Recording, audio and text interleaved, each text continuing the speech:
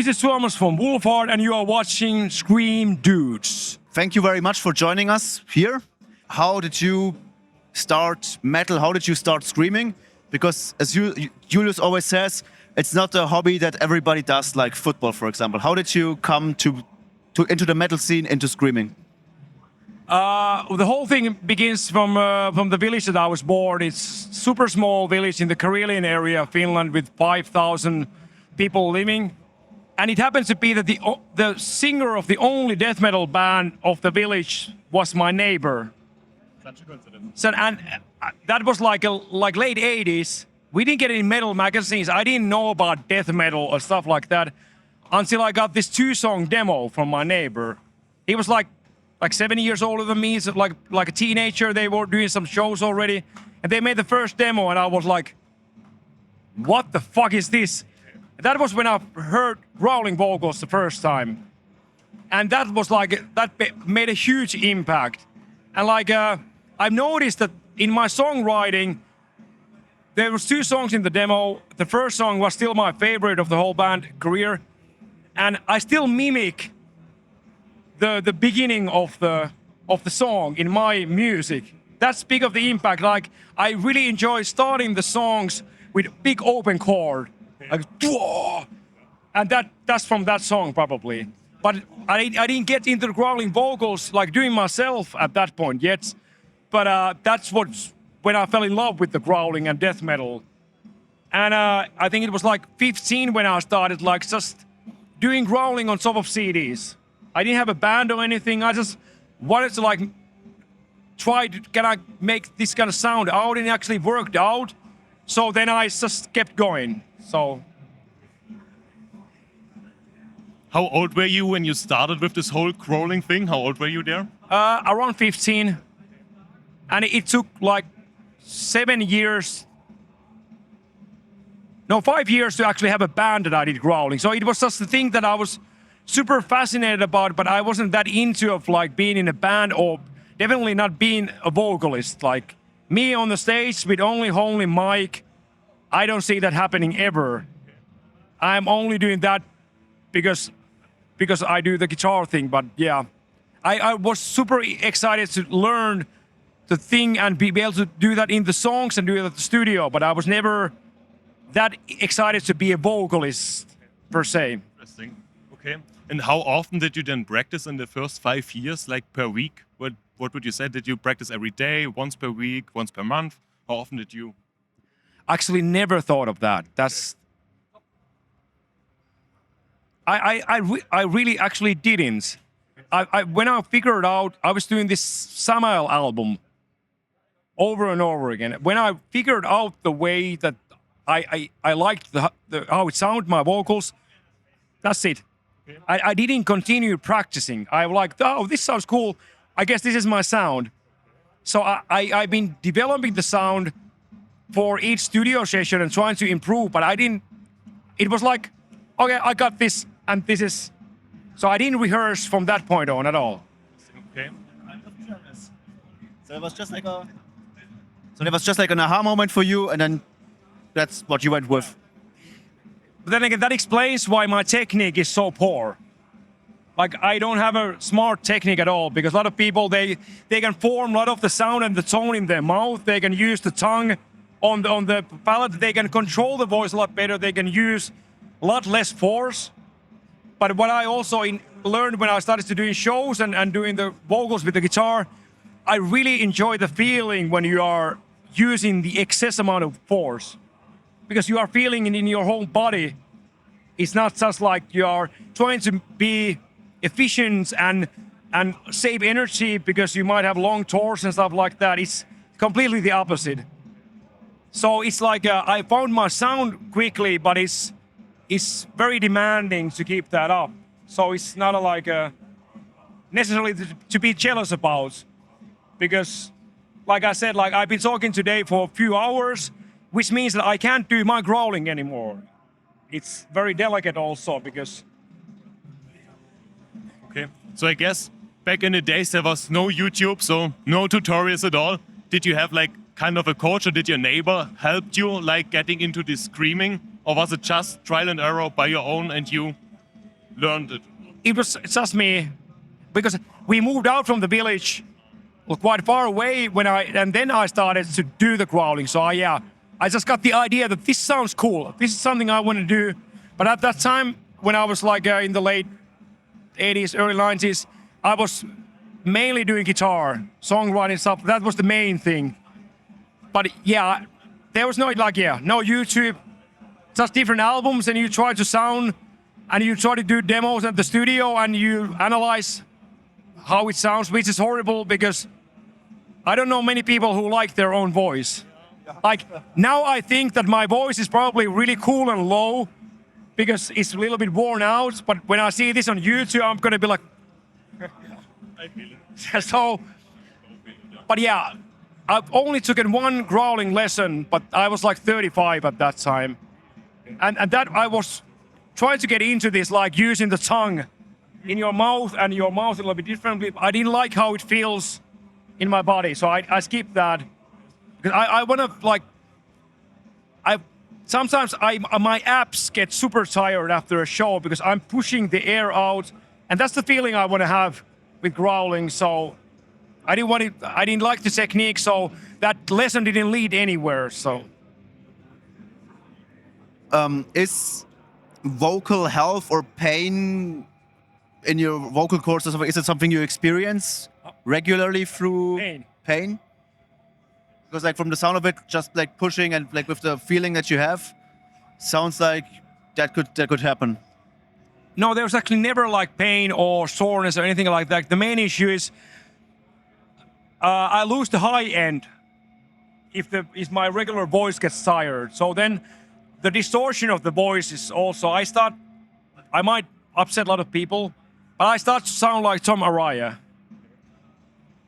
Tom Araya, Slayer vocalist. So it becomes, my voice becomes more like a hardcore shouting than growling. So that's the only thing that happens. Like I can control the crispiness and the distortion of the voice, but it doesn't do any damage on the throat or any pain or anything. It just doesn't sound as good as it should. Oh, but then seems you have like a kind of a good balance figured out of the intensity that you want to feel in your body, while not completely wrecking all your anatomical structures that you have going on in your throat. It's very interesting. It's very, very interesting. Because for me, I'm trying to be mindful of doing the right techniques, not hurting yourself. And I struggle a lot of the times with that. Usually I lose my head voice, like completely gone, or pain in my throat. So yeah, like very, very, very interesting. Yeah. Like, I'm actually curious, we are learning metal screams for 1 year now. Like, we are really in the beginning, especially compared to you. And would it be possible for you to give us like a little practice session to get a bit into your technique? Like you are like saying how you get into your growls, like not growling at all, just a bit like the beginning, how to get into like the breathing technique or something. And that we and maybe our viewers out there can like try to copy you or like do the same screaming technique that you are doing.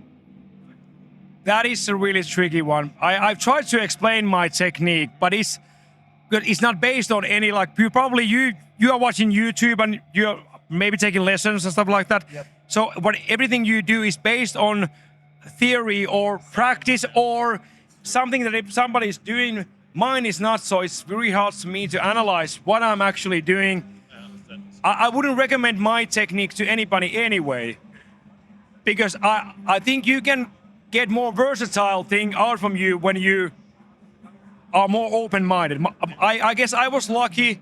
I found my way very easily, and I can use the same technique still on tours and longer festival shows. That it doesn't become a problem. But it's super. Like I've done a few of these interviews, and always this question comes up: like, what is your technique? I think like my sound engineers would be better to answer, but they always say the same, that I'm pushing too hard.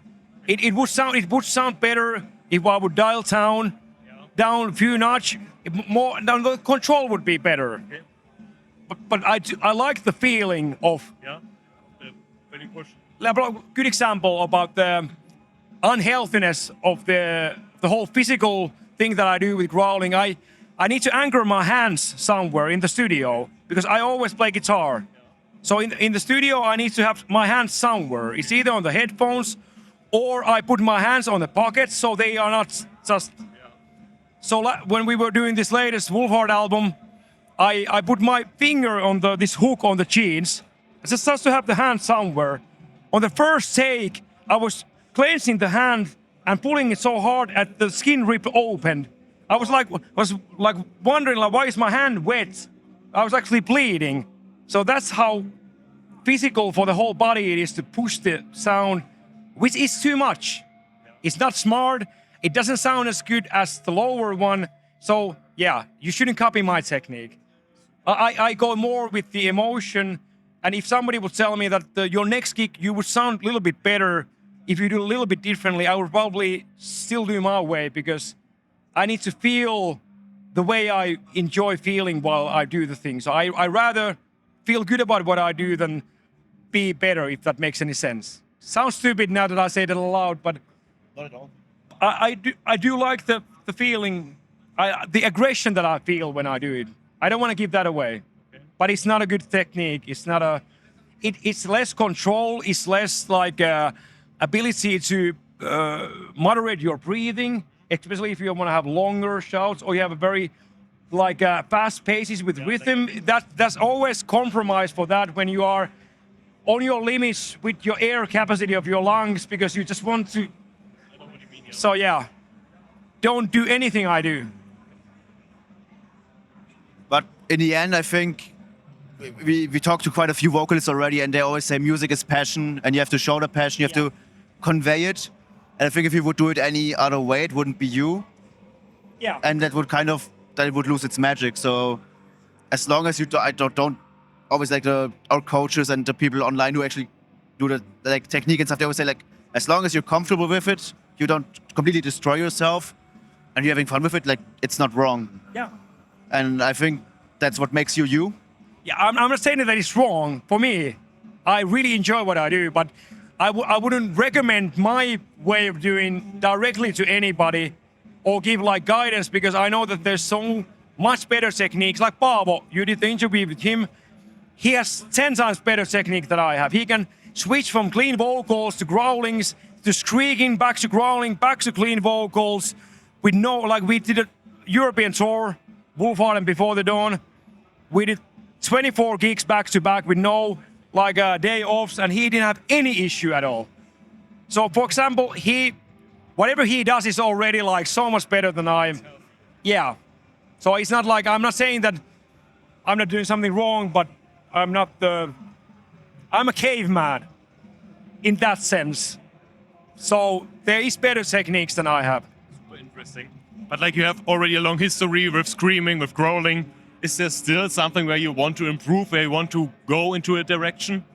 Or is it like, you said already that you are done when you found out your way to scream, then you were finished? But is it like these days combined with your band? Still something? I would like to expand my range. On the latest Wolfhard album, we were able to get really good low ones that can be sometimes challenging for me. I'm more operating on the mid-range. I would really like to do more like this high-pitch stuff, but I never got it worked in a way that I like it, that I would like to use it. And I know for my very close friends, I know where the bar is set. I know how a good high-pitch squeaking and screaming should sound. So if I'm not gonna be there, then I'm not gonna do it. So, but I do also understand like not everybody cannot be everything. So, yeah, and again, I really like what I do. Like it's in that sense, I would like to be more versatile when it comes to songwriting, like with my vocals also, provide different elements to bring new elements. I think this Wolfhard album was 23rd album that I've released. So of course I always would like to bring something new on the table. But then again, if somebody would ask me like on this song, do what you like the most, that would be exactly what I've done before. So. But it's like really nice opinion, I would say. It's really cool attitude. Yeah, like listening to you, like I really feel that you're a very passionate guy about what you do. Maybe one question. It doesn't have to be regarding vocals or anything, but is there for the people who are watching us, they're also aspiring vocalists, usually like us, who want to get started or just getting started. Do you have any tips that you would give to anybody who's starting out, let's say, in the music scene in general? Any advice you would give with the amount of years of experience that you have? Are you talking like just as a vocalist or any kind of like a person trying to have a career in the music business? If it's vocals related, that's great for us. It's Yeah. a vocal channel. Let's but do it can be both. let's do vocals. It's gonna be a lot more depressing answer if we go into wider spectrum of music business and the future of the whole scene in that sense. But with vocalists, I think finding your limits and trying to push those is like because and modern technology offers so much help. You can record yourself so much more. I didn't have any chance. Like when I did my first demos, when I was like real demos when I was 18, that was an analog studio. And that cost money, and I didn't know anything because there was no place where I could find anything. So it wasn't very efficient or useful for the first times. Now you just buy a good mic, proper laptop, and a sound card, and you can start like you have a different learning curve, but also like okay, now I'm gonna go to the wider spectrum and the more depressive area. This pattern I see with a lot of young bands in general, not just vocalists, but of course applies to vocalists heavily because you are the leading guy, you are the first thing that usually the listeners pick up. If you suck and the song is awesome, the song is not awesome anymore. If the song is mediocre but you kick ass, people will think like this kicks ass. So there's of course frontman carries like quite a big role, and but in general, these tools that I just mentioned, you can record yourself super easy. You can start producing music in a way that you could release it in very early state. But a lot of bands, musicians, also applies to vocalists. They learn to run before they can walk. And it's a little bit too, in my opinion. I'm an old guy. I'm from the 80s. I have a different like a approach to the whole music. I started listening to CDs. There was no online thing how I discovered music. But now the pathway to be a releasing artist is way too short and direct. There's less filters. You don't need to do this extensive demo career and doing a shitload of shows to attract attention of the labels. You can just buy your release from a label that says that they will do good promo. You can release your own single and call it official single and do a music video and put yourself on the same level than Amon Amarth at the Gates. You're gonna be you're aiming for the same playlist. In a worst case, you're gonna be on the same playlist, but your quality is not there yet. And if mentally you start to think too early, like this is me, I'm like a music releasing artist. You see yourself too far, too early. You probably don't develop like, yeah, again, you run before you can walk. And if you start seeing yourself as a runner, but you don't know properly how to walk, you don't know the weak points. You think you are already gained something that came too early. Okay, this is a little bit more than just vocalists, but applies to everybody. Because like 90s, you didn't release an album until there was a label that replied to your handwritten letter and the demo you sent. You did years of work before you were on the level that you were able to tour and play shows. Now you can try to be a YouTube phenomena in 5 minutes with the cell phone and camera and vocal cover. And again, you take these steps too early and you spend way too little time with actually developing, rehearsing, learning, making mistakes, learning by the mistakes, and you think you are ready when you shouldn't think that, then you lost your potential. It's not just vocalists, it's drummers, guitar players. If you stop being curious too early and you think like, this is me, I'm the front man and this is how we're gonna do it, you skip few important steps, and you're never gonna be what you actually could have been when you actually do the work. I think this matters for your whole life and not just for the music business. Like sometimes it's better to take it more slow and not try to grow so fast. Yeah. It's really cool. Well, it applies to everything. Like it's a really good same with the gym training and everything. You don't go for the maximum reps after the 2 months of training. Like whatever you want to build, like you are learning now. What you said you are done 1 year. Like it's definitely you continue 1 more year, you're gonna be better. You're gonna do better job. But if you are now thinking like this is me, let's form a band, let's hit the stages, I'm ready. Naturally, during the next 12 months, you're not going to develop anything. You are already thinking that this is me, I'm here. And sometimes the potential can be unlocked in very accidental ways. You do something in the studio that you didn't think, and then, but yeah, I think it applies to the whole music industry. It's just cutting too many corners. We did more work back in the days because we had to be ready. There was no way to get the fame or name or tours or albums until you were able to convince the top professionals. You didn't expose yourself too early also. So, yeah. I don't know how to follow up on that. It was, for me, maybe one of the greatest moments in one of the interviews we had, even though we didn't talk about vocals at all. But to get your perspective on it. It applies to vocalists heavily also. It's not just the vocalist thing, but yeah. And like I said, especially with the vocalists, because with the great vocals, you can lift the bands in a completely different level. But also, if you are below the bar and mediocre, you are the anchor holding the whole thing down.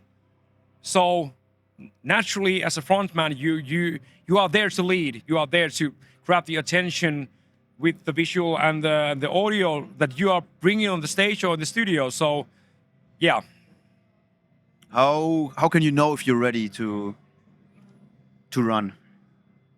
Well, that's a fucked up question. I'm not smart enough to answer that. Nobody knows, of course. Like, I guess the problems begin when you think that you are ready. You shouldn't think that you are ready ever. So, I think that's the best. Okay? Well, there's indicators. If you do good job in the studio or on the stage, you will hear about that. That doesn't mean that you are ready, but that at least tells that you are going to the right direction. When people hear something that they like or there is something is done well, that will come back to you at some point.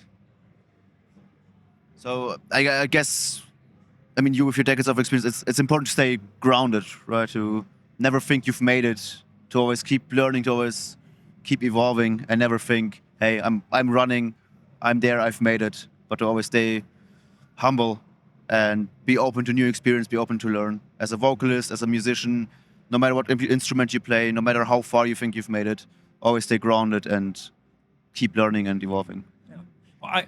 Okay, now we are going way wider than vocals, but I think that applies to life itself. Yes. Naturally. Yes. Like doesn't mean that you need to be better in anything that you do, but you can be different. You can find something new. You like, statistically, there's a lot of shit in your life. Like, there's a huge percentage in your life that is gonna suck. But where you put more effort on the good stuff and trying to make that evolve and grow bigger we're talking about philosophy of life, but applies to the vocalist also. So like, it's not like you need to be better. I think that's depressing way of thinking. Like that means that you are always thinking that you are not good enough. Yeah. That's not good motivation to bring yourself to studio, bring yourself to stage, because you need the confidence. You need to feel that I'm the guy for the job. Yeah. So you shouldn't think that I'm not good enough. That's why I need to learn. You just need to be curious and learn new ways to enjoy what you enjoy to do. Wow, this is a conversation. We are going deep waters now.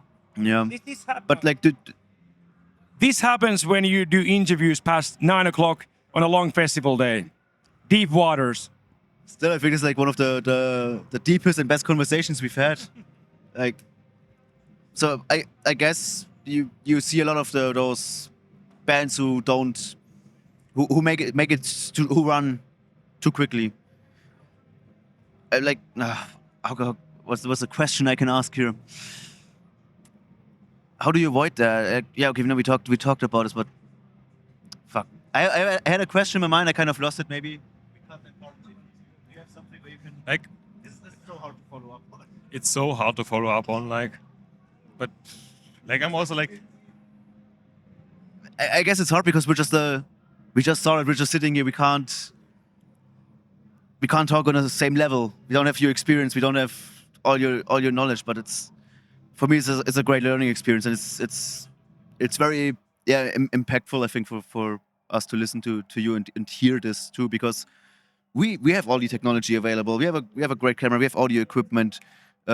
We can just put the stuff online on YouTube, on Instagram, and yeah, like now you make me think like how do we don't run before we can walk? Like where's that point for us? It really got me thinking, which is why I'm kind of like lost a bit now. Yeah, well, that is a good point. You mentioned again the modern tools and the social media, and you can.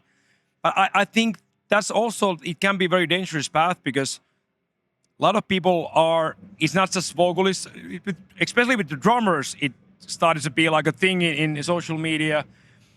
Or I just follow drummers. I don't know, but people are very much into making an impact on social media. Look, this is what I did, and then that starts to define you, and you are starting to get like kind of like addicted to that attention. So that feedback that you get, that is not actual feedback of your performance. In many cases, it's just the you got attention by I don't know what the reason is, and then you start striving for that attention, and then that starts to like and when you start thinking more like what other people think, is this gonna be popular? Is this gonna I'm gonna get like 1,000 likes for this reel? Should I put this on TikTok or do this? And that's a wrong kind of driving force. Of course, I know these are the rules of the social media. These can be career-defining things if you get big like Alex Terrible. I saw his in the early days of YouTube. But also if you lead more heavily, like too heavily on that, and that becomes the thing, that you are only trying to think of ways to create attention in social media, and you buy the cameras, you buy the mics, you learn the songs, you pick up the covers you try the techniques, and your reward is hearts, thumbs, views. And then you don't connect with the passion that you should have for the music. And then you are leading into completely wrong kind of path.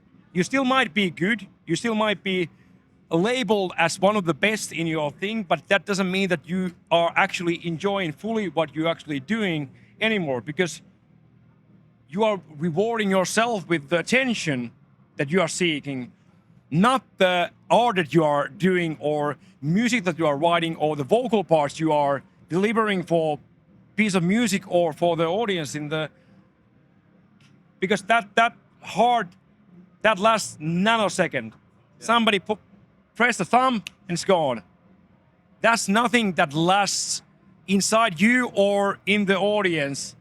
So I think that's the The passion. from within. Yeah. It's not as powerful through external validation. Yeah, naturally, yeah, of course, yeah. And that again applies to every musician and every band or any art. Like if your drive to do the thing is just to get the attention and that is your reward and that makes your art worth of doing, you're gonna fail. In the end, they're not gonna care, or you're gonna end up less likes or like that's.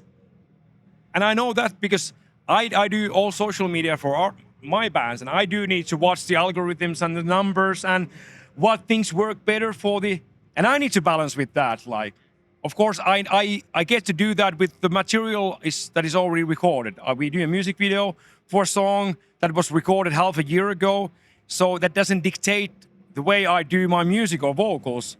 But I watch a lot of these like artists that do solo material, and yeah, if you identify yourself as a social media being that needs to do certain kind of covers because that apparently gets you more attention, where's the passion? Where's the heart?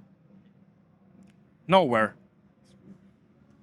You probably also like really hit like a painful point like on our side, because we are right now doing a lot of covers on social media because they most of the time work, but in the end we are not really developing over time, to be quite honest with ourselves at this point. And it's so good to hear from your side to concentrate back, to start first to learn how to walk and then how to run. Yeah. And this is really important also for us and probably also for a lot of people out there. And it's like, yeah. And now we are not talking anymore like just about developing or anything, but I do know the social media well enough that I understand the hollowness you get when it's not you anymore and you are trying to be something that other people would kind of like and appreciate, and it's not anymore something that you are doing for yourself. So yeah, that's the and that's that kind of feeling is not good for any kind of art. So yeah, but again, I understand also the rules of the modern age. Social media is a very important tool also. I'm not saying that you shouldn't do that, but if you are realize that you did only like Gothenburg metal covers for the past 10 months because those get better likes, but you really want to do American death metal because you like how that growling feels like, you missed out a lot of good things during that time. Like you are, I don't know how young you are, but a lot younger than I am. Mid of the 20s. Yeah, okay. But in my case, I'm gonna be 45 next year, so that means that I have basically 20 really good years left if I stay healthy. Depends. Yeah, well, roughly say this. And looking back the time that I've lived when I was like, started from 15, I have a lot less good years ahead than I had. So why would I waste any of that, any moment of that doing something that I think that somebody else would like, but I don't like that, I'm not behind that 100%. So that's the old man of me talking also. It does apply to you, but of course it doesn't hit you the same way because you have a different balance of the good years ahead. But again, deep waters, past 9 o'clock, never do interviews. But yeah, I think like you lose the passion and you go for anything else, then you have a wrong reasons to do it. So cool. Like, for me, it's hard to, like, I don't know really how to go on with this. And also looking on the time, I think it was for sure one of the most interesting interviews we ever had. It was... For hours. We can sit here for hours. Like, it's like really so interesting to hear like your experience, your journey that you went through as a metal vocalist, but also as a human. And is there like, in a way, it doesn't really fit, but normally we also always do in the end of the video, like giving you the chance just to promote your band and your next projects there, that the people know where they find you. It's not really like what we talked about, but I think Yeah. you earn it in a way, like to just give also like your band and your projects like a bit of, yeah, space there and connect people. Nah. I'm really happy that this conversation went in the way that it went because, like I said, long day, past 9, don't do interviews. I've been talking hours today. I've been doing a lot of the regular interviews. I've been talking about the album cover, the title, the touring plans, the new label, the old label, everything that everybody knows, everything that I talk through now hundreds of times in my career. I never even thought about certain things about my vocals that we now discuss. So I don't want to go back to promoting the bands. I think that would diminish the quality of the discussion we reach. So, but I don't have any ending for this. So I think I'm just gonna give you the mic, take my water, and go and see Heaven Shall Burn for 2 songs. So, and you let me know when this is online, and I will check what the fuck I was talking about. I think this video will help a lot of people out there and will help them along their path and along their journey. Even though we didn't talk vocals, but when we got into other directions, I think And I hope for the people out there, this is a very impactful interview, because I know for me it was. And I think we will remember what you taught us for the years to come. And we will keep reminding ourselves of it, to stay grounded, to keep walking, to not stop running. And I hope in a few years we might have a chance to catch up again and reminiscence about the good old times that we had here and see where our paths led. So thank you very much for this interview. It was an honor. Thank you for your wisdom. And I guess that's all. Thank you for watching. I want to thank you also. This was one of the most interesting interviews I've done in years. So we definitely going to do this again at some point when we are in the same festival or city or whatever. Thank you. Love to. Thank you, man. Hey.